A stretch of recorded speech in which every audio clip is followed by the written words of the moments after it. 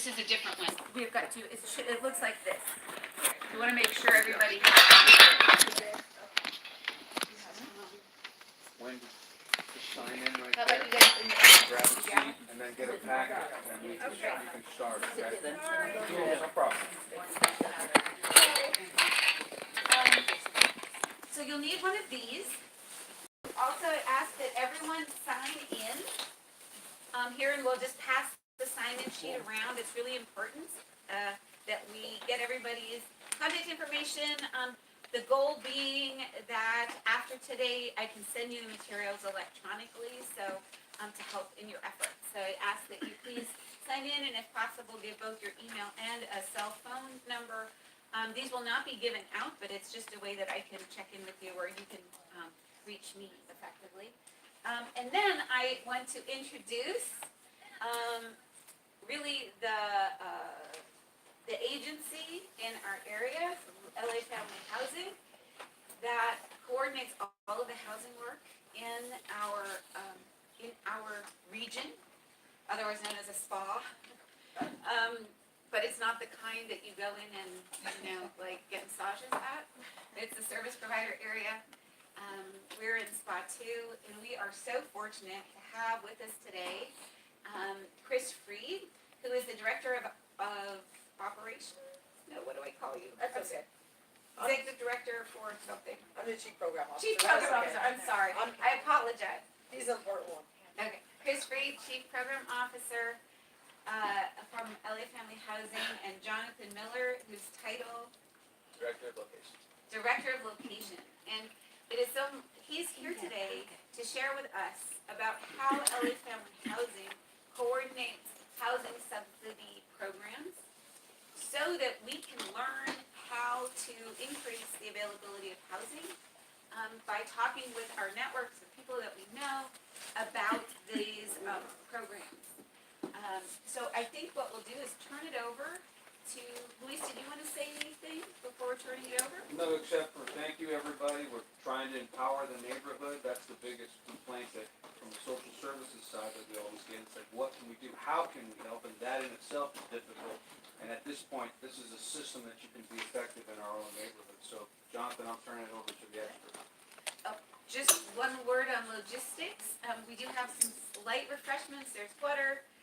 There's some coffee, some cupcakes that are here as a donation from a local baker.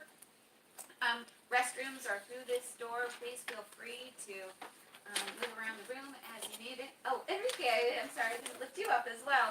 We have a representative from United Way's Everyone In campaign, and Enrique's been part of our advocacy table to get this going, and many of you. But I think we'll turn it over to Jonathan, and then after some training, we'll take a little break. We'll do a little more relationship building, and then we'll talk more specifically about the advocacy campaign that we're launching today, for which you have some information in your packet. So Jonathan, welcome, and I think I'm going to go slip out and make a few copies while you're doing the training.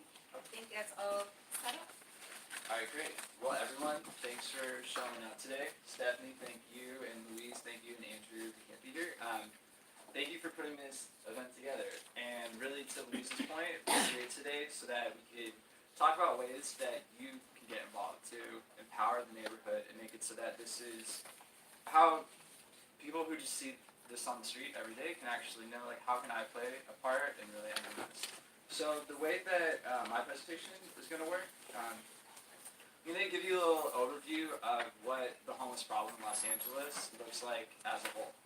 And then talk about LA Family Housing's role in that process, and specifically my team, and how what we're trying to do today plays a part into that bigger picture. So just to jump ahead a little bit, what we're asking of you today is to go out into your communities and the relationships that you know with people that own buildings, and to ask that they work with us, with our tenants and our clients, to move them into the units or accept them in those units. And I'll get into more details into how that all works and what that conversation looks like, but as a whole, that's really what we're focused on today. So homelessness in Los Angeles as a whole, we are the lead agency in Spa 2, which is basically the San Fernando Valley. So as the last homeless count, there were roughly 7,500 people that were experiencing homelessness, and I'm gonna skip ahead to the next one. 53,000 experiencing homelessness on any given night in Los Angeles. So that doesn't mean that in 2017 that there are 52,000 people throughout the year that experience homelessness. That means on any given night. So some people may be experiencing homelessness for a couple months, per day, but on any given night you can expect there are roughly 53,000 people experiencing homelessness.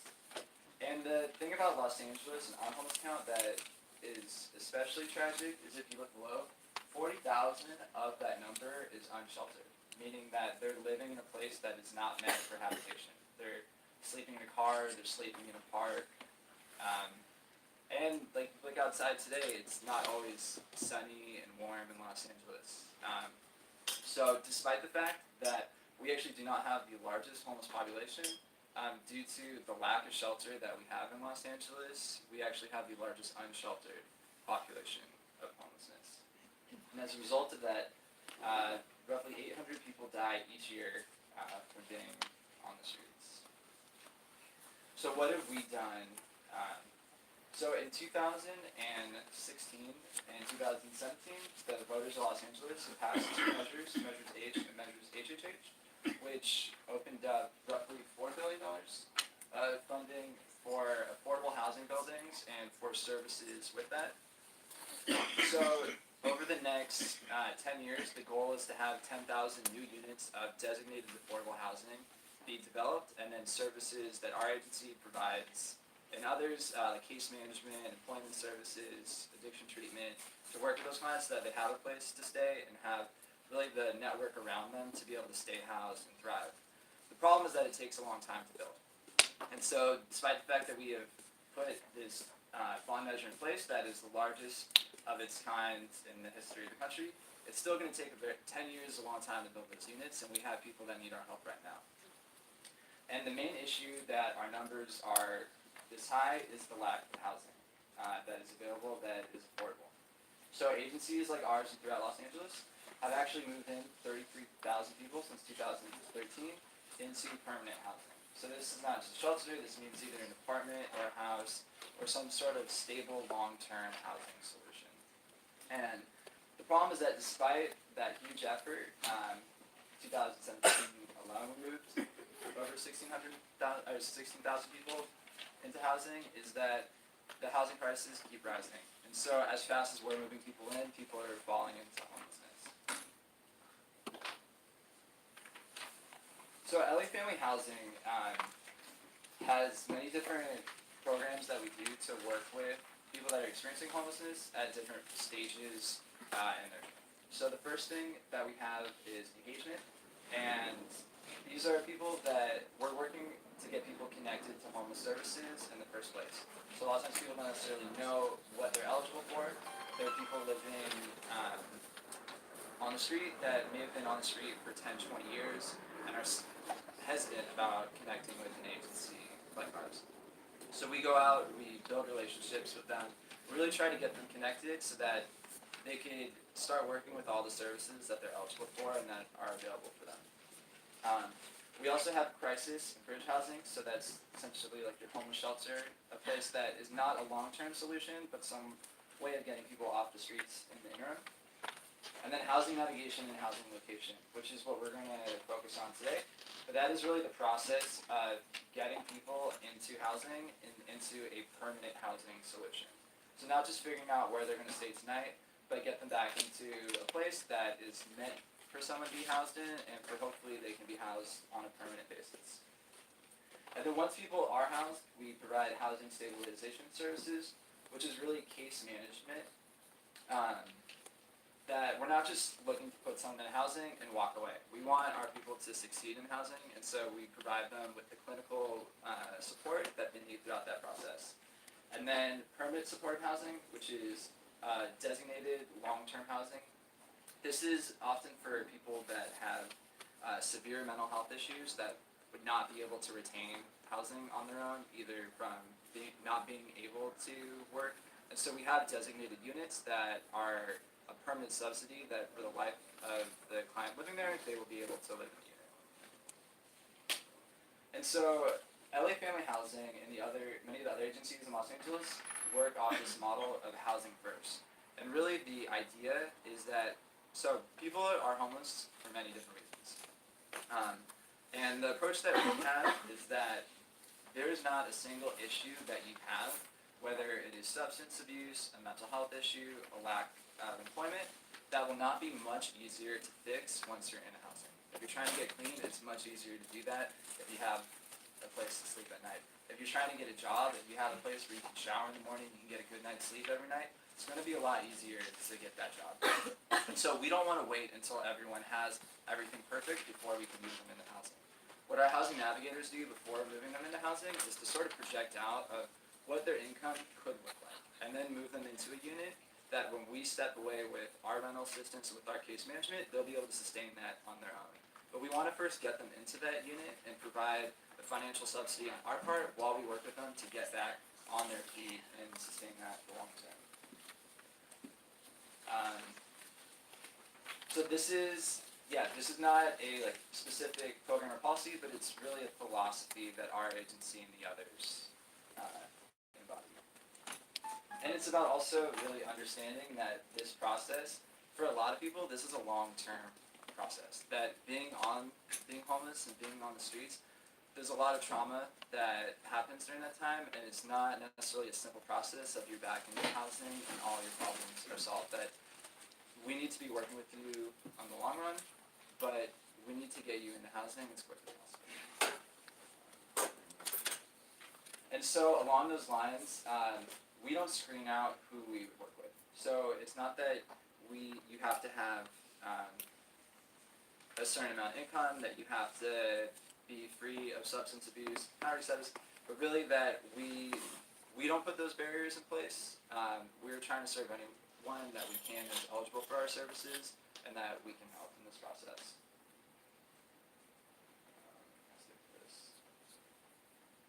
Okay, so the housing location team is the team that I oversee, and basically our job is to go out into Los Angeles and connect with landlords that have units. So the way that our programs work is we have different sort of financial subsidies that we can offer to participants. And one of them, the one that we're really focused on today, is our rapid rehousing program, which is a short-term rental assistance program in which typically LA Family Housing will step in, will pay 100% of the security deposit, 100% of the first month's rent, and then depending on the client's needs, we will taper that subsidy down over time to the point that the participant that we move in will be able to sustain the unit on their own. And so these units that we're moving people into are market rate units that anyone can apply to. And so my team goes out in the field with our lovely brochures and information that we have here and really sell our program on the benefit of working with LA Family Housing and how the landlords can themselves be a part of solving this crisis that we have as a city. So, real quick of what, sort of like in a nutshell, what those benefits of why someone would want to work with LA Family Housing. So oftentimes we're trying to place people into units that they can afford. These are not like your 5-star mansion in Beverly Hills. These are units throughout Los Angeles that fall into an increasingly small bubble of affordable housing. And so with working with an LA Family Housing tenant, the landlord is one, getting someone that has a case manager assigned to them. So if there's an issue with the tenant, the landlord has someone they could call 24/7. No other tenants have that coming with them. We also, when we put someone into housing, we're trying to see them succeed. This is an investment for us. We can't guarantee that we're going to give an indefinite subsidy, but we can step in emergencies because for us it makes no sense to put someone in, see them fail, and then start this process all over again. We want to step in before that happens. And so we have certain funds that are designated as sort of eviction prevention, and then we ourselves as an agency can act as a mediator to prevent an eviction. So an eviction usually costs the landlord about $10,000 plus the time that the unit isn't available. No one wants to go through that, and we don't want to have our clients have an eviction. So with working with LA Family Housing, we're able to come up with a solution that may not be perfect, but a solution that landlords wouldn't have working with any other tenants. And So our housing location team, there's the dog whisperer, and we're essentially the landlord whisperer. And we are, as a team, really solution agnostic. So we're trying to get landlords in really every way we can.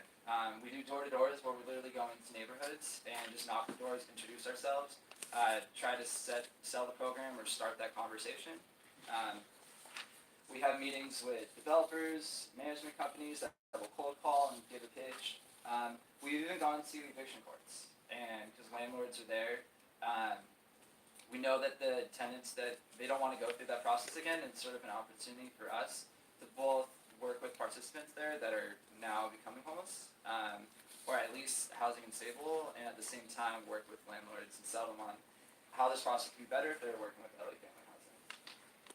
And lastly, it's not on here, but the vast majority of the units that we get as an agency come from landlords that we've already worked with. So they usually call us and tell us what leads they have available, because they know that LA Family Housing will fill it quickly, and that they can trust us that we're going to put someone in the solution that's going to work for everybody. And I don't know, Stephanie, is in the packet the sort of how to talk to landlords? You know what, I didn't copy that one, so I forgot. Who knows? Okay, But so I will can sort of grab go that over from you it. and we'll copy that and circulate it as well. So, what it means when we're having that conversation with landlords, it's sort of a difficult and kind of delicate conversation, because whenever you try to tell a landlord why they should accept someone that's homeless, immediately this image comes to mind, and it's not the person that a landlord wants to have. So we're not shy about what we do, but we definitely don't want to play to the stereotypes and stigmas that exist. We usually sell our program as a rental assistance program, but we do make it clear that there's a very big difference between trying to house someone who's homeless and trying to house this person. And you tell a story of this person, and you make it personal, and then the stigmas really go away. And the landlords want to be a part of the solution, and it's one of the big reasons that they come back to us. Every year we recognize a few landlords, and in their management companies, or in their management offices, like, they have the LA Family Housing Appreciation Award, like, right next to their desk. Like, they are proud to be part of the solution, and that is not a small part of our sell. The other is making it clear what LA Family Housing can promise. So right off the bat, that for every move-in, we offer 100% of the security deposit, 100% of the first month's rent, and then at least some sort of subsidy for the first 3 months. After that, the way our intensive case management team work is that they do an in-depth client assessment every 3 months. It's a survey that asks very intrusive and personal questions. Usually takes about an hour and a half to do, and it really gives a full picture of what are all the barriers that the client is facing. So based on that and other factors like the client's income, the rent of the unit, we project out what our assistance is going to be for the next 3 months for that client. So it's not a cookie cutter approach for everyone. It's really specific to the client's needs to make sure that we're able to provide the service that they need, use our dollars effectively so that we're not spending money on someone that doesn't necessarily need it, and also be able to make sure that when we do step away, that this client is in a situation where they'll be able to succeed. And really these are not, like, for the landlords, these are huge selling points for them. The fact that they have really someone that they can call, and our 24/7 landlord hotline, which is my cell phone number, that like, they don't have that with any other tenant. If there's an emergency, if they're being loud, they're doing drugs in the apartment, like, there is nothing that they can do about that. With us, they have someone that they can call and that they know has been through this before. Yeah. So you put somebody in and they're a disaster, how do you get them out? It's really, I guess, more specific on what that situation looks like. Usually, that really doesn't happen very often.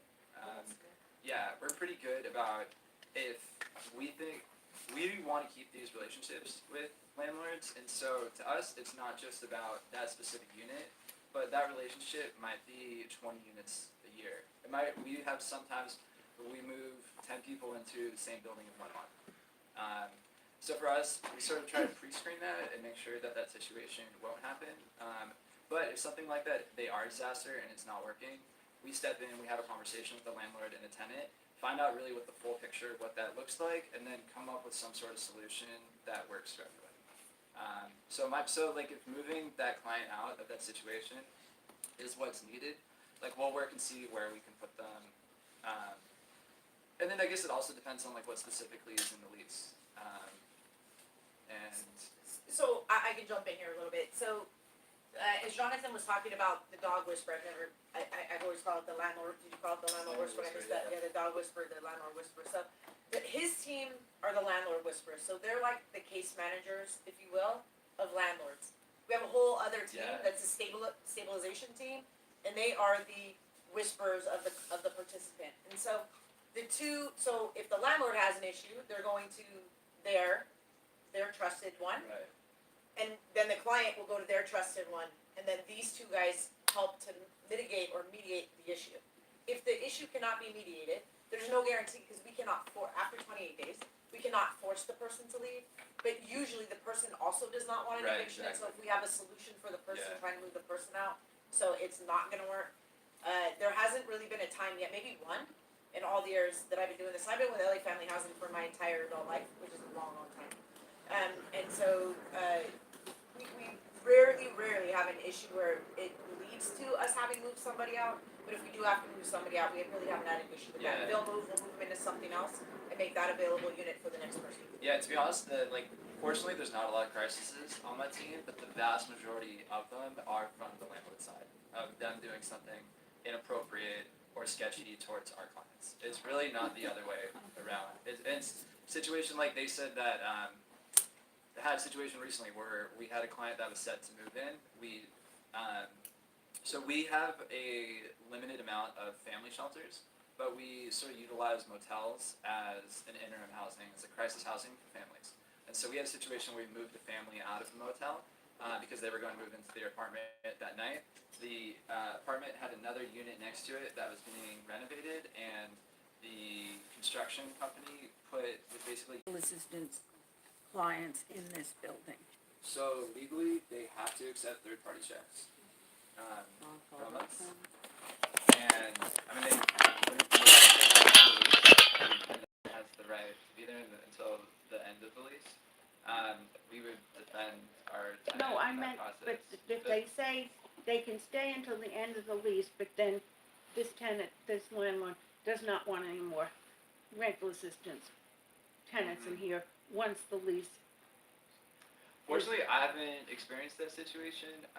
Before saying what we would do, we would probably have a conversation with the owner to sort of explain our program and see if there would be any equitable solution to that. And if there wasn't, probably explore legal options. And then if it came beyond that, we would work to find a place for the family to go. But let me just say, it's something like that. I know.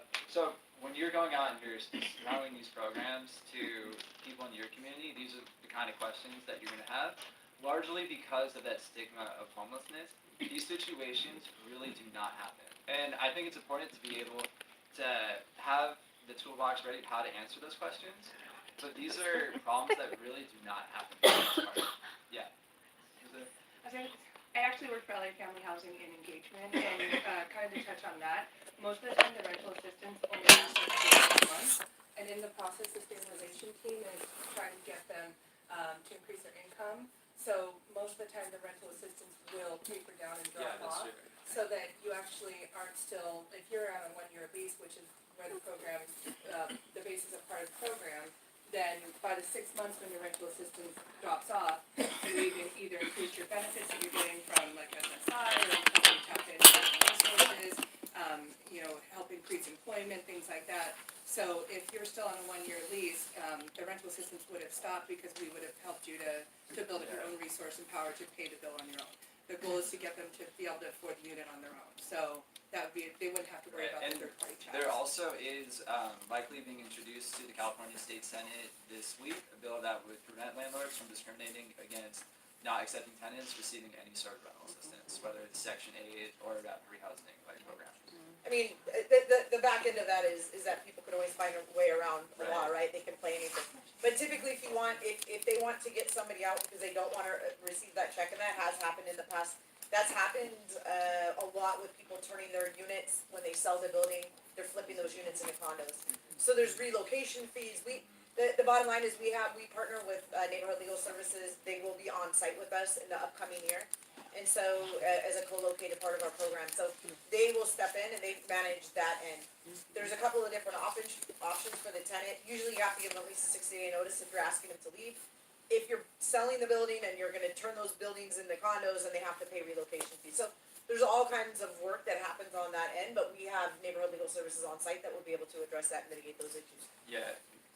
Is there you said it has to be low income housing, is there a target rent that you're looking for, like, it's not over $1,500 a month or $1,200 a month, so if we're going out. It's not affordable, so, but we'll get there on that, Yeah. cause we're gonna make a pitch at the end around what we're. Yeah, no, what that's we're looking the- for. Did you get it? That was my question. Oh, okay. About how much? Yeah. Is there anything else before? I do. Yeah. Do you have a number of how many people you have housed? I know that we're working. I have in our 2017 numbers. What have we done? All right. So we're No, I mean finalizing our 10. 2018 numbers right now. But in 2017, we housed. So these are all permanent solutions. So this is not just including like our shelter placements. And permanent housing also means the short-term rental assistance. So not just people that are into like a permanent supportive housing building. But we moved in 390 single adults and 290 families. And This year 51%, 2018, we're 51% more. So we're actually, if that's true, that's 600, we're not over 1,000, so I think that number's a little bit off, but we hit just under 1,000, it's like 998 households we moved in. It was a busy year. Households. Yeah. We'll get a point at the end of your presentation for questions and answers. Yeah. So we're really, we're focused in the San Fernando Valley, and ideally that is where we're able to house the people that we work with.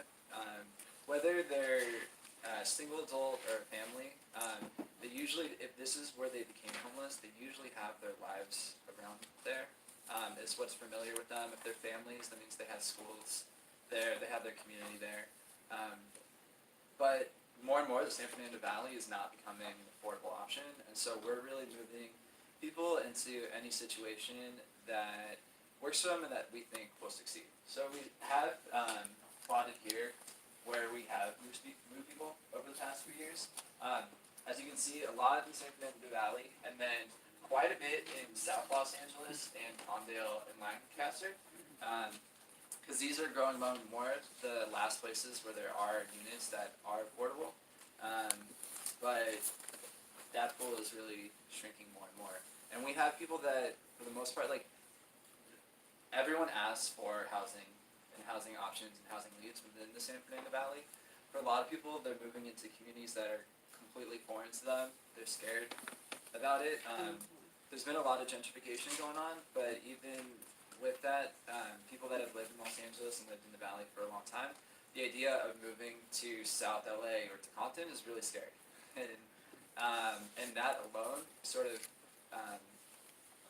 the moving into housing, even though it is a positive step, it does reflect a huge change in someone's life. And what we've seen, so when we do that assessment every 3 months, we do it before they move into housing, and then we do it right when they move into housing. And what we've seen is that the one that we do immediately upon moving into housing, even though getting off the streets is an awesome, amazing thing for them, their acuity scores usually tend to rise during that time because so much of their life has changed that it creates all these new barriers and obstacles. And so what we're asking of you, all housing options and leads are stuff that we as a team would appreciate, but specifically leads that are within the San Fernando Valley are immensely valuable to our organization. So we talked about this a little bit, but we also have access, in addition to just paying security deposit and the rental assistance, we also have funds available for us that we use. So we have holding fees that if there's a landlord that we've worked with for a while and they're going to have a property that's available and we want to do an open house for it, or that we know that it would be great for someone, but we don't have them lined up yet, we'll say like, all right, we can pay 2 weeks rent right now if you just take the unit off the market for us. And that would be something that we'd recommend, like selling when selling the program to the people within your community, that's an option. That immediately the lead will be gone, and they don't really have to stress over trying to minimize the amount of time that the unit is vacant on the market. We also use that sometimes as incentive payment for landlords. So we have the flexibility to give an additional payment, sort of like a thank you payment of up to first month's rent. That if it's going to be the full first month's rent, there's usually some special circumstance for that. But for the most part, especially with working with new landlords to sort of entice them, we often give like a one-time incentive payment of around $500. And then also, depending on the situation, we also have the ability to offer a double security deposit. So what we're saying is that the person that you're taking may not meet the income requirements right now, may not have the credit score that you need, but we've done the assessment beforehand that we believe when we're done working with them, they will be able to sustain this unit on their own. But we're asking that you take them before that happens so that we can work with them while they're in housing to get them to that point. And so to sort of mitigate that risk, we're able to offer things like an extra thank you payment. We're able to offer a double security deposit because of that extra risk that may not exist otherwise. And so that's the extent of what I have available. I'm sure there are more questions. Can I make a couple of, before we take the questions, a couple of things I just wanna note that was said in the end of that. For example, the double security deposit. If we continue to give double security deposits to the extent that we've been doing it, we're reducing the number of people that we can assist. Right. Because one of the unintended consequences in Los Angeles County right now is our system. What I mean by that is, one of the things that we keep saying is that we're grateful to landlords for taking our clients. I actually see it the other way around, me personally, that they should be grateful for taking our clients because we have something to give that nobody else has to give. They come along with a caseworker that the average person doesn't. And again, as Jonathan said, we're not taking people and putting them into Sherman Oaks and Studio City apartments. We're not. These are people that are going most likely into apartments or shared housing situations. When I mean shared housing, room for rents, single apartment, maybe 2 or 3 people in that apartment, that type of a thing. An ADU, right? Yeah. And because of that, the majority of people that potentially would have applied maybe are in a little bit better of a financial position than the people that we're working with right now.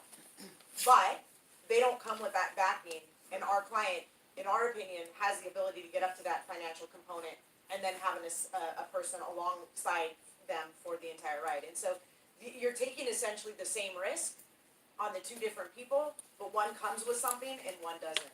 And so I just think that that's really important in terms of training. Yeah, I just wanted,